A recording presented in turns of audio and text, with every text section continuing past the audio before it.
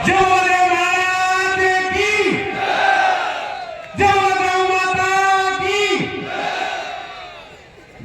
में बैठे हुए जिस प्रकार से गोलोक की सुंदरता गौ माता से होती है, उसी प्रकार आज जब मैं सुबह यहाँ आया और मैंने धानी से जब निकला तो ऐसा लग रहा था कि ऐसी सभा, और वो सभा भी कहां, जहां गौशाला के अंदर हमारे पूर्वज जिस प्रकार से इस गौ माता की सेवा करते हैं, आज भी हम अपने आप को गौरवान्वित महसूस करते हैं कि हम सब लोग मिलकर फिर से गौ माता की सेवा के लिए जिस तन मन और धन से लगे हुए हैं। मैं धन्यवाद अर्पित करना चाहता हूं सभी बुजुर्गों को, नौजवान साथियों को और गायक कलाकारों को। मंच के ऊपर विराजमान कोटपुतली से विधायक उनकी धर्मपत्नी राधा देवी जी हमारे साथ। अभी महाराज जी बता रहे थे कि हम शुरू बहुत लेट हो गए। मैंने कहा महाराज जी लेट नहीं हुए, मैं तो काफी गया था। बुआ जी ने कहा कि वो ठोको 2 दिन से बोल रहे, तो मुंह में हिल जाऊंगा न, साथ लेकर ही आए। मेरे छोटे भाई अंकुर जी दाइमा, जब भी मैं ये नाम सुनता हूं और जिसको बचपन के अंदर सुनते सुनते जो दाइमा नाम सुनते थे, तो राजस्थान में सिर्फ एक ही नाम उभर कर सामने आता था, जगत सिंह दाइमा जैसा शेर जो पैदा इस राजस्थान की भूमि में हुआ और राजस्थान की विधानसभा में जाकर उन्होंने एक अलग पहचान बनाई और एक मार्गदर्शन दिया उन युवाओं के लिए जो समाज की सेवा करना चाहते हैं। मैं आज उनको नमन करता हूं कि जिस प्रकार से आसपास के समस्त क्षेत्रों को एक पहचान दिलाई, एक नेता को काम करने का जिस प्रकार से जो जज्बा था जगत सिंह जी का, हम सब लोग युवा एक कोशिश करते हैं कि एक उनकी झलक के रूप में काम करके और क्षेत्र में नए विकास के आयाम स्थापित करें। मंच के ऊपर सभी विराजमान परमादरणीय सम्माननीय मेरे बुजुर्ग नौजवान साथियों, जितने भी राजनेता यहाँ पधारे हों, मैं उन सबको सम्मान करते हुए सर्वप्रथम मैं आज अपना शीश जिनके श्री चरणों में नमन करता हूं, उनके आशीर्वाद लेता हूं बलराज महाराज जी से।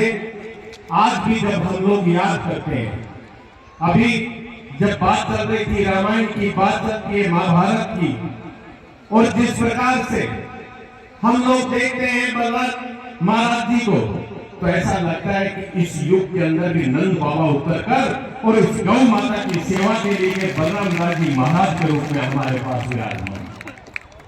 साथियों, हमें तो सदैव हमने कहा है और करते भी कि गौ माता की सेवा पहला हमारा कर्तव्य है, कि गौ माता जहां रहती है, जिस घर के अंदर रहती है, उस घर के अंदर कम से कम 17-18 बीमारियां नहीं आती। और जिस प्रकार का सुंदर वातावरण ये 8-10 गांव आप बता रहे थे महाराज जी कि भाई बांसुर के हैं, 8-10 कोटपुतली के। मैं तो कहना चाहता हूं महाराज जी, पूरा क्षेत्र आपका है। और जितने भी लोग हमने कल से बातें सुनी, तो एक ही बात थी, हमें तो सुबह बलराम महाराज जी के यहाँ जाना, इससे बड़ा हमारा कोई सौभाग्य नहीं हो सकता। एक पहचान दिलाई आपने इस क्षेत्र को, एक पहचान दिलाई आपने कि जब हम कोई व्यक्ति उम्र से बड़ा और छोटा नहीं होता है। मैं आज कहना चाहता हूं मेरे बुजुर्गों से, नौजवान साथियों से, कि जिंदगी लंबी नहीं होनी चाहिए, जिंदगी सार्थक होनी चाहिए, जो लोगों के काम आ सके और गौ माता के काम आ सके। और आपने सार्थक करके दिखाया महाराज जी, इस उम्र में आपने जिस प्रकार से ये लोग कार्य, एक मन में जरूर पीड़ा है कि जिस मां की हम आराधना करते, पूजा करते हैं, आज हम गौशाला खोलते हैं, उसके लिए 3-4 साल तक जब संचालित होती है, तब राज्य सरकार द्वारा उसको बजट मिलता है। और प्रत्येक एक सरकार की योजना, एक नंद जो हमारे ये जो बैल है, जो हमारे अंकित है इनके लिए एक नंदीशाला खोली जाए तो तुरंत प्रभाव से उनको सरकार की तरफ भी आर्थिक सहायता मिलती है, ताकि प्रत्येक ग्राम पंचायत अगर खोल दी जाए तो मैं समझता हूँ किसी शहर में किसी खेत के अंदर किसी प्रकार का नुकसान नहीं होगा। इसके लिए जो भी जनप्रतिनिधि है वो पहल करे और हम सब लोग आज आए तो यहाँ तो कुछ महाराज जी को तो दे नहीं सकते, इनसे तो सिर्फ ले सकते हैं, इनके सामने झोली फैला सकते हैं, इनके सामने हाथ फैला सकते हैं और ये प्रार्थना करते हैं नंदीशाला का निर्माण करवाए। आप दोनों विधायकों से मिलकर 5 बीघा जमीन आवंटित करवाए, ताकि हमारे जो किसान भाई ये बैठे हुए हैं जो रात को खेत में इसीलिए जाते हैं गेहूं नहीं आ जाए और हमारे किसी प्रकार का नुकसान नहीं हो जाए। ये तो सरकार के लिए अगर 5 बीघा जमीन मिल जाए तो मैं समझता हूँ कि इन किसानों के और खेत मिल जाएंगे। हम सब लोग यहाँ जो बैठे हुए बहुत अच्छा लगता है कि जब आप लोगों ने इतना दान, मैं तो बहुत अपने आप को भाग्यशाली मानता हूँ कि एक छोटे से व्यक्ति का आप लोगों के बीच में जन्म हुआ और सौभाग्यशाली इसलिए भी मानता हूँ कि मुझे भी आप लोगों की सेवा करने का मौका मिला और मैं तो इसी बात के लिए अपने आप को धन्यवाद आप सबको आपके चरणों में अपना शीश नवाता हूँ और ये कहना चाहता हूँ कि रामस्वरूप कसाना जब तक जीवित रहेगा आपकी सेवा के लिए रहेगा। जब भी आप लोग बुलाओगे आपके बुलाओ के बीच में चलाएगा, इस बात का विश्वास दिलाना चाहता हूँ। साथियों, बहुत से लोग होते हैं मेहनत करते हैं लेकिन कामयाबी नहीं मिलती। मुझे तो मेहनत करने का मौका भी नहीं मिला। आपने सबसे पहले राजस्थान की विधानसभा में भेजने का काम जो मुझ पर जो उपकार किया है, ये मैं इस जन्म में इस उपकार को मिटा नहीं सकता और इस उपकार की भरपाई भी नहीं कर सकता। लेकिन इतना जरूर कहना चाहता हूँ मेरे किसान भाइयों को, मेरे नौजवान भाइयों को, जहां तक मेरी आवाज जा रही है, मेरी मंत्र शक्ति को, मैं ये कहना चाहता हूँ कि रामस्वरूप कसाना के शरीर में रक्त की अंतिम बूंद रहेगी, तब तक रामस्वरूप कसाना आपका सेवक बनकर आपकी सेवा करता रहेगा, ये विश्वास दिलाना चाहता हूँ। साथियों, हम सब लोग मिलकर काम करेंगे और जहां भी कोई बुराई आएगी उसको डटकर मुकाबला करेंगे। अब तो समय आ गया है, हम जिस प्रकार से गौ सेवा में अपना योगदान दे रहे हैं, हमारे जो महासी कलाकार जिस प्रकार के कोई भी ग्रंथ हो उस ग्रंथ को उठाकर अपने कंठ से जिस प्रकार से उसका उच्चारण करते हैं, मैं समझता हूँ इससे बड़ा हमारे लिए सौभाग्य की बात नहीं हो सकती।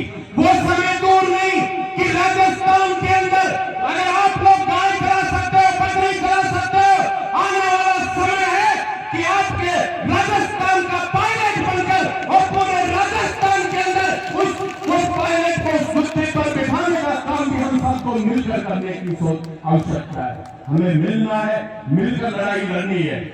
आज आप सब लोगों ने जो प्यार देखा, जिस प्रकार का जो हम सब ने जो सपना देखा है, वो सपना जल्दी पूरा होगा, क्योंकि हम सदैव लोगों की सेवा करने को ही अपना धर्म मानते हैं। हम चाहते हैं कि जब भी कोई अतिथि हमारे घर आता है तो हम उसको भगवान की तरह पूजते हैं। हमने कभी किसी की पीठ में छुरे घोटने का काम नहीं किया। अगर किसी व्यक्ति ने हमें ललकारा है तो हमने उसका सामना किया है और गद्दारी हमारे खून में नहीं है। आने वाला समय आपका होगा और इस समय का सदुपयोग करना होगा। और सदुपयोग कैसे करोगे? सदुपयोग करना है कि अपने बच्चों को, अपनी बच्चियों को पढ़ाओ और लिखाओ और उनको सबसे पहले कहो कि जिस प्रकार से पहले हमारे बुजुर्ग, हमारी माताएं घर में रोटी बनाती थी तो पहली रोटी गौ माता को और दूसरी रोटी कुत्ते को डालती थी। वो क्यों डालती थी, क्यों बनाती थी, उसका भी एक रीजन है और आप लोगों के बीच में मैं कहना चाहता हूँ। जब पहली रोटी हम गौ माता के लिए बनाते थे, दूसरी रोटी हम कुत्ते को डालते थे, उसका एक अपना अलग ही वो था कि जो उन अच्छी शक्तियां हैं वो उनके बच्चों के चारों तरफ आवरण बनकर उनकी रक्षा करती थी। आज मैं तो कहना चाहता हूँ, मेरी मातृ शक्ति तो यहाँ बैठी हुई है, आज आपको कसम लेकर जानी है कि कैसा भी काम हो, कैसा भी नहीं हो, लेकिन सबसे पहले जब रोटी बने तो गौ माता की रोटी बने और गौशाला तक पहुंचनी चाहिए। ये मेरी मातृ शक्ति से मैं निवेदन करना चाहता हूँ। अब मैं तो कहना चाहता हूँ मेरे नौजवान साथियों को कि आजकल हमारे नौजवान करते तो प्रणाम ही है, लेकिन प्रणाम भी करते तो गोड़ों तक हाथ लगाते हैं, इसका कोई फायदा नहीं मिलेगा।